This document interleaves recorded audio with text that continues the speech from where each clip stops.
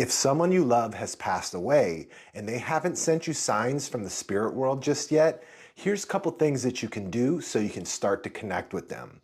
One of the first things that I tell people is don't really worry about them trying to send you signs or them reaching out to you from the spirit world. That's really taking a passive role where we're just hoping that they come in and connect with us.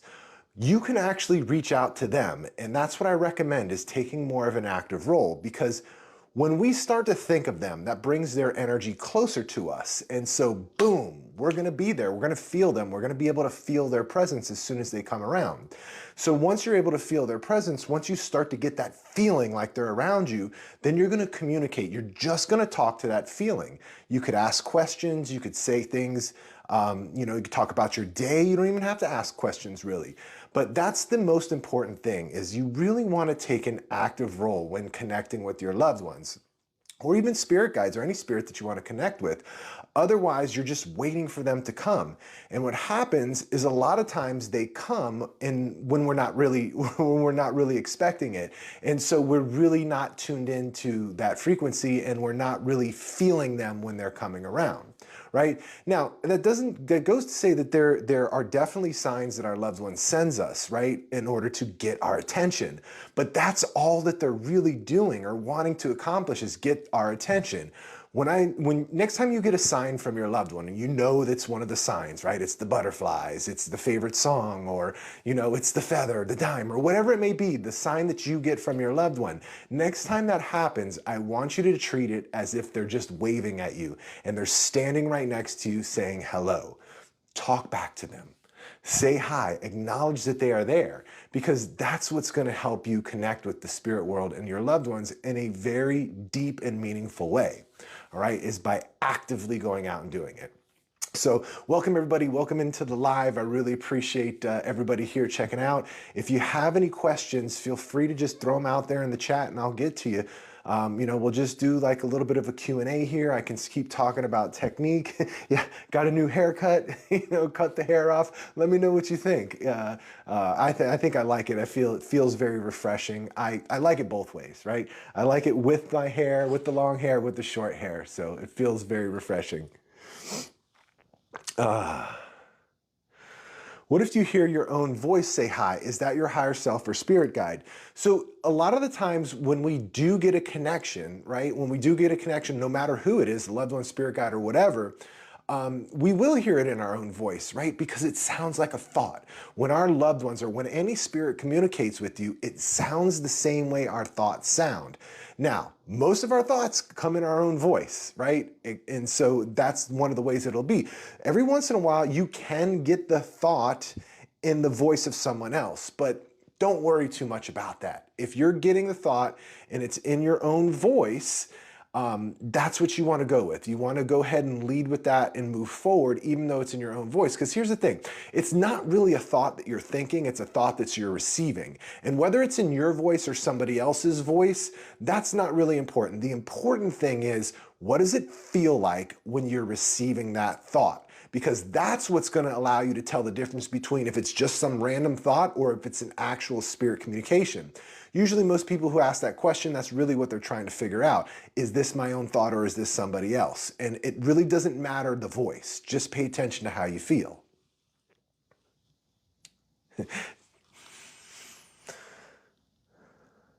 What are 3 door knocks? It could be all kinds of things. If that ever happens to you, just kind of just be like, hey, who's here? And just connect and see if you can feel another energy source that's in the room with you. I have dreams about my father, but never remember what happened or what was said when I wake. So one of the things that we can do, there's different types of dreams. Okay, so we have these subconscious projections, or we have true visitation dreams. What it sounds like you're explaining here is like a subconscious projection. A lot of the times if we go to bed with them on our mind, or if we've been thinking of them a lot, sometimes we'll just have these dreams and it's more like a memory or a projection of them. A visitation dream you will absolutely remember. You will wake up feeling like it was so real that it happened, right? Because it did. You're actually meeting up with your loved one in the spirit world. It's not really them coming into your dreams. So if you're not really remembering anything, That's okay. Okay, that's okay. That's not a big deal. And one of the ways, if you want to remember those projection dreams, you can just bullet point them, right? As soon as you wake up, just bullet point your dreams, no matter what they are. If anybody who wants to remember your dreams, just right when you wake up, few bullet points of what happened, and then give your dream a title, and then walk away from it. See, what happens most of the time as we wake up, we start thinking of all these other things, and now we're out of the subconscious space that we're in when we dream. And so now we can't remember a dream. But that moment, that second, that instant you wake up, if you grab a pen and just bullet point, you'll remember a lot of your dream. And then what I found is very helpful, by giving that dream a title, what happens is it helps you recall the dream even more. It ties that subconscious expression into the conscious mind, and you can recall the entire dream much better. So after you bullet point, give it the title, you go get ready, do your thing in the morning, later that evening, or whenever you have time, you come back and you look at your bullet points in the title, and the dream comes right back to you. Okay, so give that a try. Megan, hey, it is Leo season. Have you ever had an out-of-body experience? Yes, several.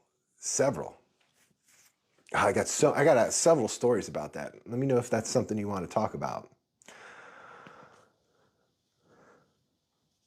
I've been told I can't ask my questions in public places. Why wouldn't you be able to talk to your loved ones in public? I do it all the time.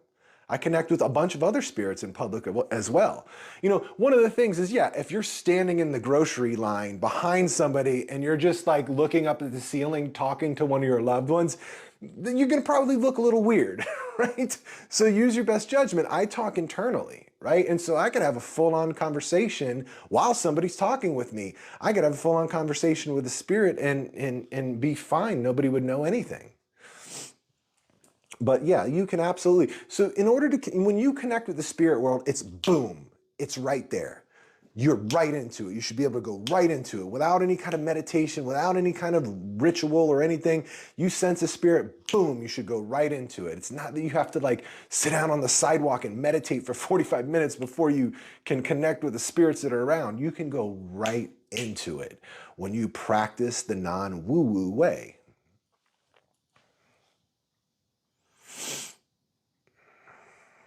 Melody, you're welcome. What's with sudden vivid and lucid dreams? They are long now and like a second life. And so anytime I would have these, so I don't have very vivid, or I don't have lucid dreaming, right? Lucid dreaming is where you know that you're dreaming, you're awake and you know that you're dreaming, or you're dreaming and you know that you're dreaming, right? I don't really experience that, but the times that I have, what I've done is engaged with my dream. Like, okay, what's happening? All right, there's an old man sitting on a pumpkin over there. I'd walk over and be like, what's up, old man, right? Why are you sitting on this pumpkin? What's going on, right? Engage, and whatever you experience in the spiritual, in the mystical, even in the mundane, whatever you experience, engage with it. Right? Because that's how you're going to find out what the meaning is for you. There is no universal meaning. There are no universal symbols. There are not one thing that means everything all of the time. It's going to be unique to you in different ways. So the only way that you're going to get the unique meaning for you or experience, or the unique experience for you, is by engaging with whatever you're experiencing. Indigo, thank you. You guys like the haircut? I really appreciate it. My 5-year-old hates it. She did not want me to cut my hair. All she's known is me with long hair. But it's grown on her. She says she likes it now. I got a cut on Friday, and she's telling me, she's like, yeah, Dad, I like it. It looks good. She did not want it cut, though. A few years ago, I saw a shadow figure 6 feet from me. Then a coworker saw it near me an hour later. So let's talk to it. Let's find out why it's there and why it's following you around. There's nothing to be afraid of.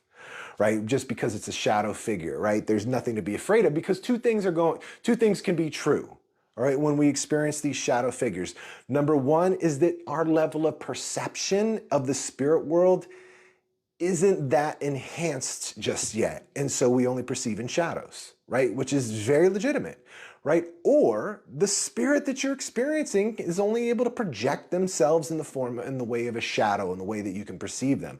Either way, it doesn't mean that they're bad or they're evil or they're ugly because of it. It just means that they look like a shadow. So that's, again, it goes back to what I was just talking about. Engage in with what you experience if you want to find answers.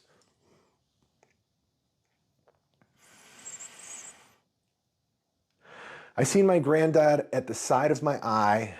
When I looked, he wasn't there.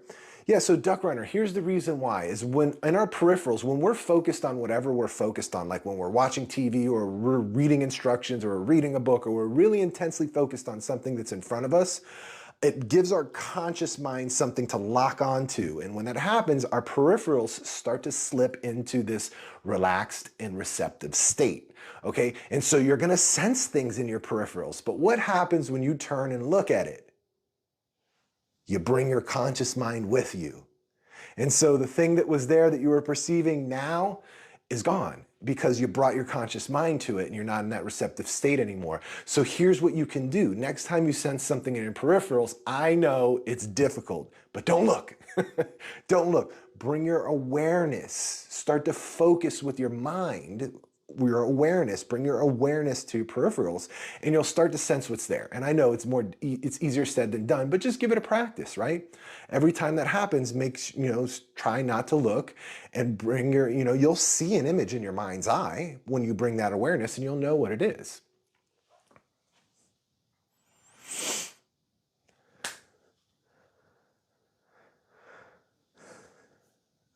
Jade, what work is it that I do? I help people connect with their loved ones in a way that's undeniable, in a way that they can have back and forth conversations. That's all I want to do, is I want to help you, because rather than give readings, it's way more meaningful of an experience for people to have that experience themselves. And there's not a better, more fulfilling, satisfying feeling to be a part of that process. And so that's what I do, is I help you connect with your loved ones.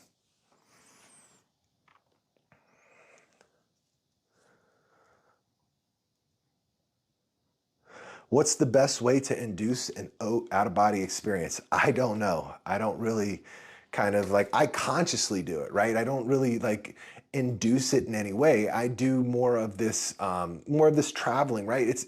It's more of a projection of awareness, right? So when we talk about out-of-body experience, one of the things that we're talking about really is projecting our consciousness, right? And so our consciousness exists everywhere. So when we have these out-of-body experiences, we're projecting our consciousness, our awareness to other places, okay?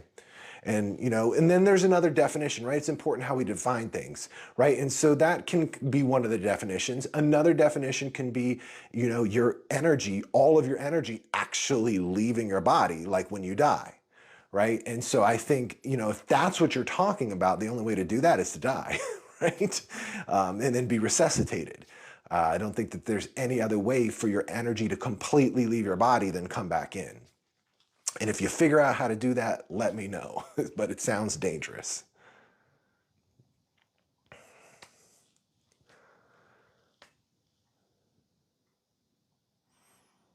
Do scary movies bring negative energy to your house? No, scary movies alone will not bring negative energy to your house.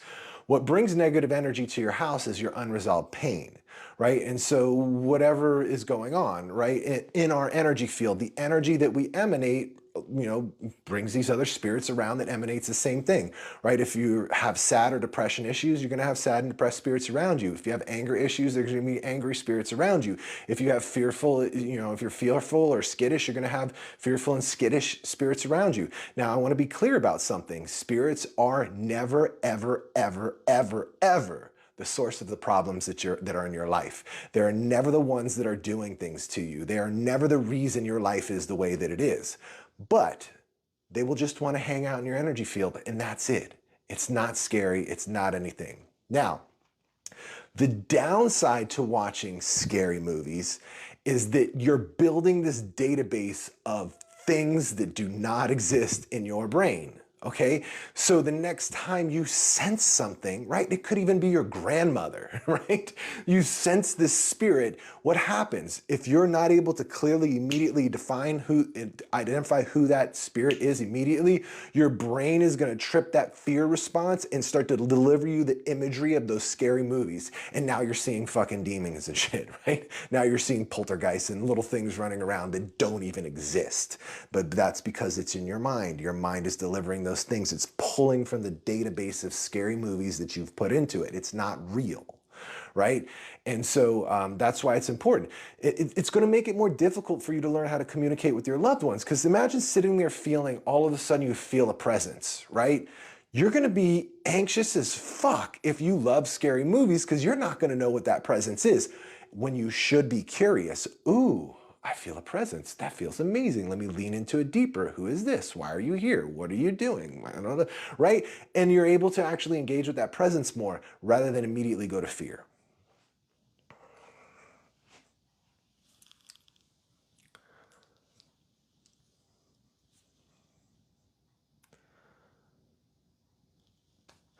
I've been told several times that I have a gift, but I've never known how or where to begin to tune in.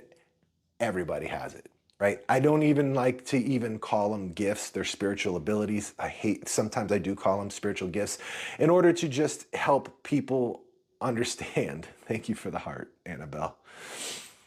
In order for help people to relate, right? Because so many people call them gifts, but they're not gifts. These are innate abilities. We all have these. Every single person, without exception, can communicate with the spirit world. There are no exceptions. You are a spirit. Why wouldn't you be able to communicate with other spirits, right? Everybody has this, okay? But Rachel, as far as like where to begin, that's the hard part, honey. That is the most difficult thing. I spent 2 years chasing my tail, running into dead end, wall after wall after wall after wall, until I gave up. Like I literally gave up, you know. In full disclosure, had I not had the couple undeniable experiences that I had in the beginning of my spiritual journey, I would not be here today. I would not be here. I would have given up. And so I'm going to give you guys a bit of encouragement here. Just keep going. Keep going, follow around, go with the stuff that resonates with you, but here are a couple rules that's going to really help you, okay? Number one, follow anything that resonates with you, okay? Anything that resonates with you, just don't adopt it as your truth just because it resonates with you. What you need to do is follow the breadcrumb. It resonates. Okay, so let me put this into practice. Let me apply this. Okay, no, this isn't working. Leave it alone. Follow the next breadcrumb. Okay, yeah, that starts to work. Boom. Okay, cool. Next breadcrumb, right? And so here's what the thing is. If you're not able to validate the information that you're working with through personal experience, if you're not able to recreate the experience the guru or the teacher is teaching you through their information, if you can't have those same experiences, it is not true for you. Let it go, walk away, find the next thing. Continue to experience, continue to explore your path in that manner. It will keep you away from bad information. It'll keep you away from the shit that just doesn't work, all right? And eventually you're gonna pick up things here and there that actually work. And so one of the things that I do is I take great care in the content and information that I put out there. I take great care to put it together in a way that you can take it, immediately apply it, and have an experience. That's my number one MO, and to do it in a way that is simple, easy, and direct. Okay, that's what I do. That's my specialty. I feel like that's what I'm really, really good at, how I'm really, really good at helping people. So that said, as long as you're able to have experiences, then you know you're on the right track. Okay. And anybody out there that's looking for a baseline to begin, if you're looking for some sort of framework that you want to follow that, can kind of start to get you into some of these experiences, I do have a free spirit communication guide that you can download at the link in my bio.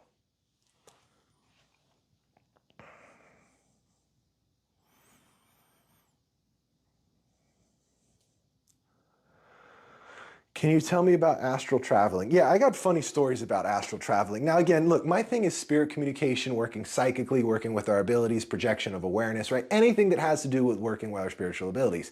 Astral traveling is just something I don't understand how to make that happen, but it happens to me, right? And so, but it's always boring and stupid, right? I'll wake up and I'll be like, in my kitchen, right? How exciting is that? I'll astral travel to my kitchen and I'll be like, what the fuck? And as soon as I realize, I'm like, oh, I'm out of my body. Wham! I'm right back in my body, right? I'm like, and I wake up and I'm like, man, couldn't I have gone somewhere cool, like another planet, or at least to the mountains or something, or the beach? So I don't really know how to help you with the astral traveling.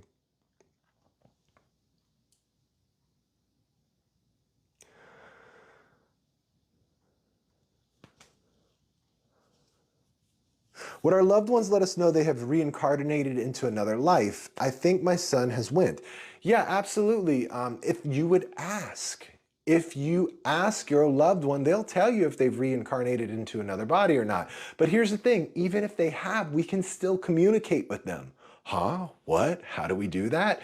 It's really easy. It's really easy. Here's the thing. Let me explain it. Let me break it down because I feel like this is the fundamental principle that we all really need to understand, not just understand, but experience the foundation of spirituality, the foundation of who we are on a soul level. And once we understand this, a lot of our questions about spirituality become irrelevant and all kinds of new ones pop up. So here's the thing, and I'll relate it back to reincarnation in just a second. You are a spirit in your body, but the part of your energy that is in your body is very, very minute. The rest of your energy exists everywhere. It's omnipresent. It exists in all planes, all dimensions, everywhere that's anywhere. Your spirit exists. Your energy exists. There's just a portion of that energy that's here in the physical dimension, that's here in your physical body. It's like, again, it's nothing, right? The amount of you that is here is nothing compared to the totality of who you are. All right. And when we incarnate into this dimension and we put our energy in this body, it's like dipping your toe into a pool. Okay. And so we dip our toe into the third dimension. And when we die, we pull our toe out of the third dimension. We are still who we are on a soul level. Okay. And so here's what happens. Every life that we live, okay, those memories and personalities are held in the non-physical portion of where our energy resides. So the rest of that person who's dipping their toe in the pool, that's where all the memories and personalities are held from all of our past lives. So even if you dip your toe into a new pool, the memories and personalities from the past lives are still in that non-physical being, okay, in that energy being. And when we tap in and connect with our loved one, that's what we're doing. We're tapping into that part of the energy, that part of the soul where the personality and memories reside that were there, that you shared, right, when they were here with you, okay? That personality of the person who was here with you, that's what we're tapping into. So, you know, on the grand, bigger scheme of things, each life that we live shapes who we are on a soul level, because if all of those personalities and memories are held in our energy signature, then every life that we live makes us a different person. That blew me away the first time I really experienced that and started to really explore my own past lives.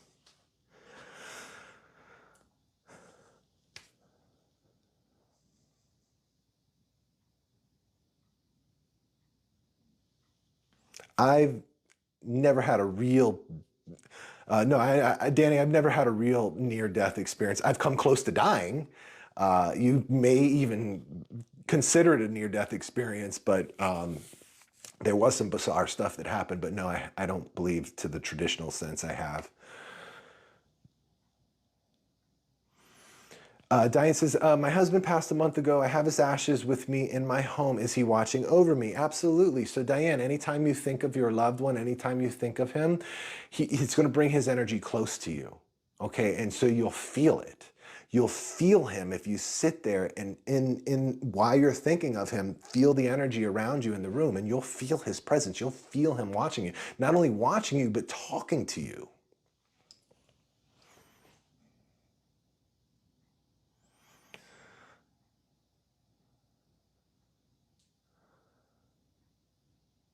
All right. Oh, I lost my spot. I went all the way to the end. Ralph, thank you for the gift, my friend.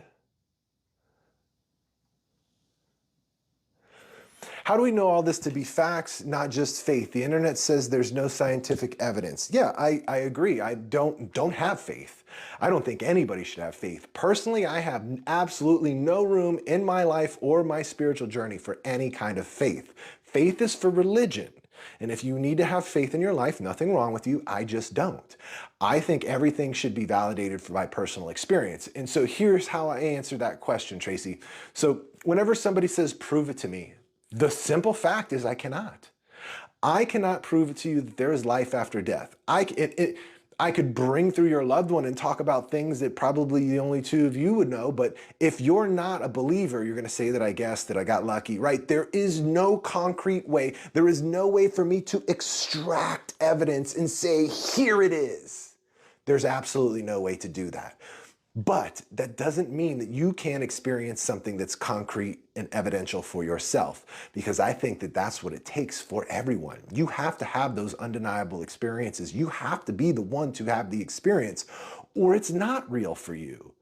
It is theory. You are just having to have faith, right? But that's what it takes. It takes, in order to have that proof, the personal experience is the proof. And absent that, there is nothing else that can prove it for you in a concrete way. Had I not had those two, I had two very undeniable experiences at the beginning of my spiritual journey. Prior to that, I believed in none of this. If I had not had those experiences, I would not be a believer at all. I would have never gone down this road.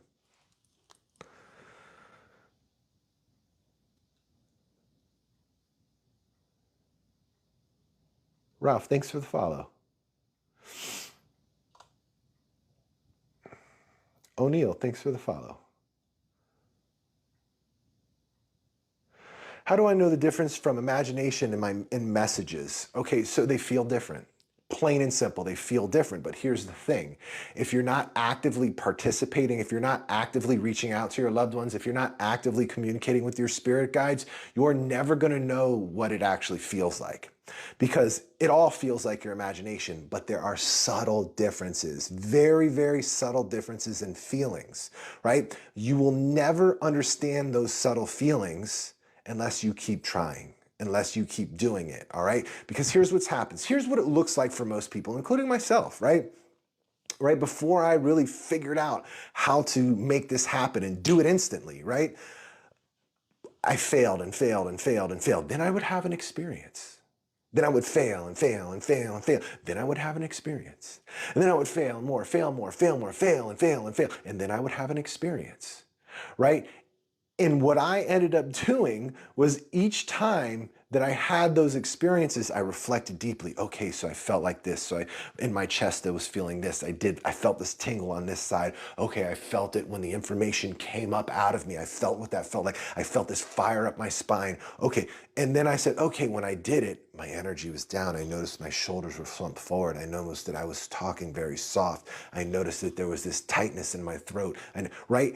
And so I brought this awareness. And so now when I go to connect and communicate, I know what it feels like, and it is obvious. And I just don't ever have to doubt it. I just don't ever have to go, oh, my throat is closed. I know this is my imagination. No, I feel it and boom, I'm on to the next thing. I'm communicating, right? And then all of a sudden what happens is once you know what it feels like and you're confident with each piece of information that you're getting, you're building this wave, you're building this momentum. This momentum starts to keep going. This momentum builds up. And then it's just like this wave of energy picks you up and carries you along. You couldn't stop the information if you tried. You couldn't make it up even if you wanted to. It's just carrying you along. That's what happens. That's how you tell the difference.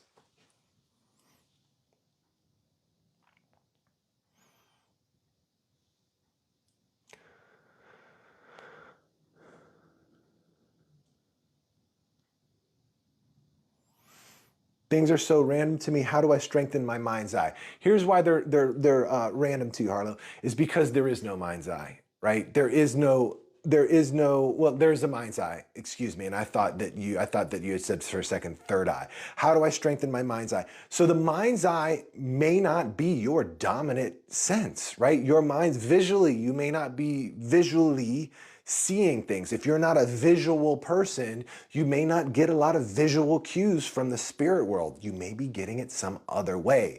Okay, our 7 psychic signs, our 7 spiritual abilities, seeing, hearing, feeling, knowing, empathy, taste, and smell. All right, you only need to use one of those to have a full-on mind-blowing experience. Most people's strong sense is knowing. Most people who aren't visual, their strong sense is knowing, Okay, we're just gonna get that gut feeling. We're just gonna know that it's grandma. We're just gonna know that she's got her hand on our shoulder. We're just gonna know that she said X, Y, and Z. We're just gonna know that grandpa's right there behind her. We're just gonna know these things, right? And so don't get caught up trying to strengthen or hone in or do anything with your spiritual abilities, because here's the thing, they are already fully strong. They already are fully strengthened. You just have different levels of awareness for each one. And when you lead with the low-hanging fruit, when you lead with the one that is happening the easiest for you, you naturally activate all of your other ones. You naturally bring more of an awareness. All of a sudden, the knowing brings the sound brings an image, the image brings a smell, the smell brings a taste, right? And vice versa. The feeling brings an emotion, the emotion brings a sound, the sound brings an image. But we would never get to all of that information if we did not lead with the low-hanging fruit. We have no business trying to focus on one ability and trying to strengthen it. Go with what's happening easiest for you.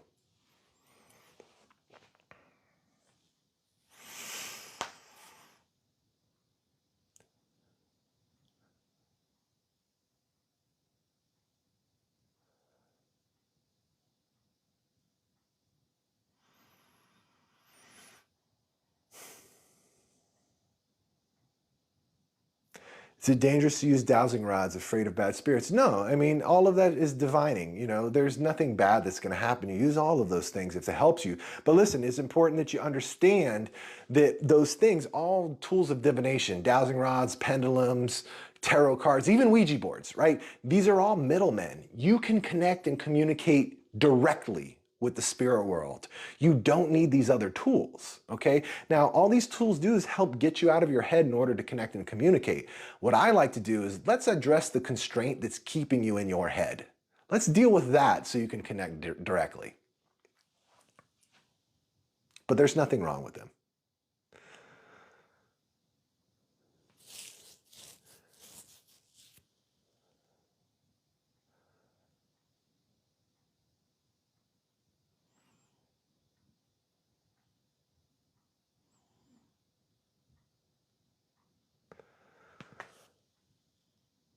Wow, everybody wants to know how to have an out-of-body experience tonight.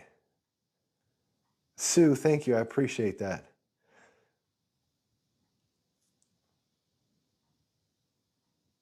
Janelle, awesome.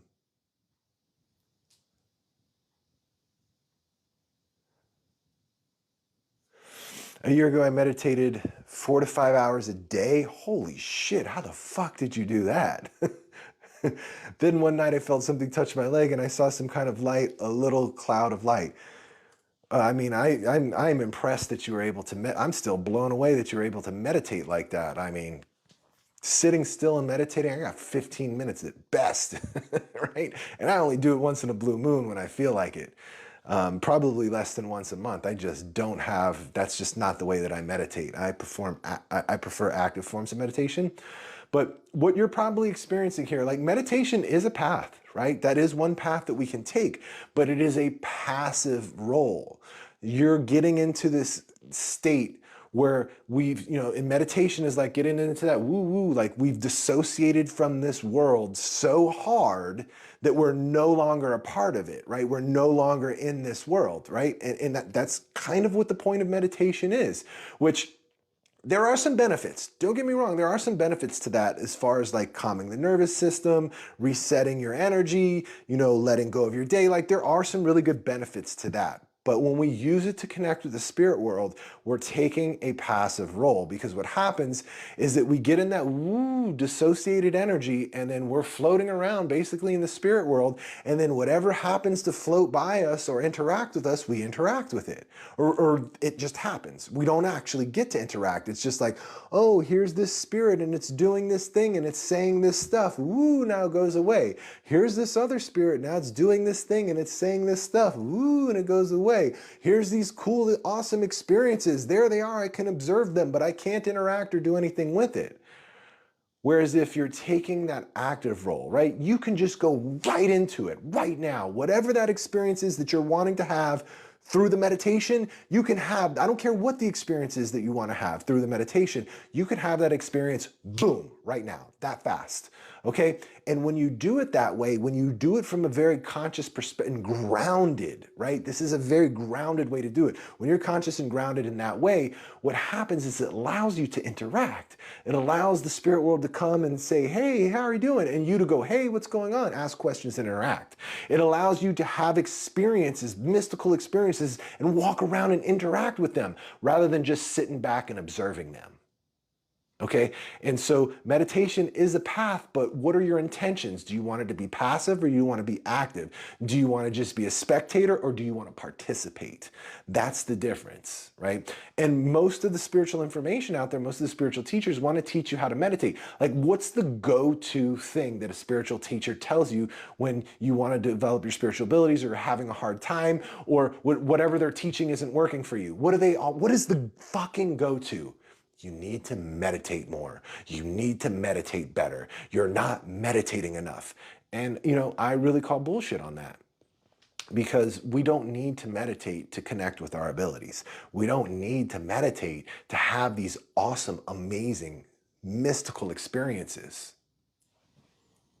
I don't meditate at all.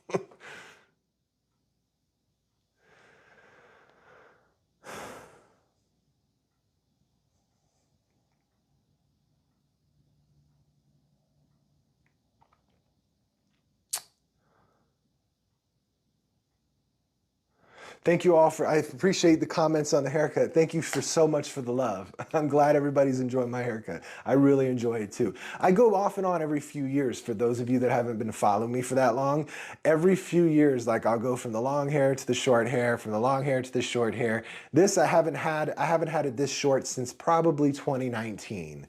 So if you find some old videos of me, you'll see me with hair this short. And there's plenty of them out there. But anyway, guys, look, I gotta run.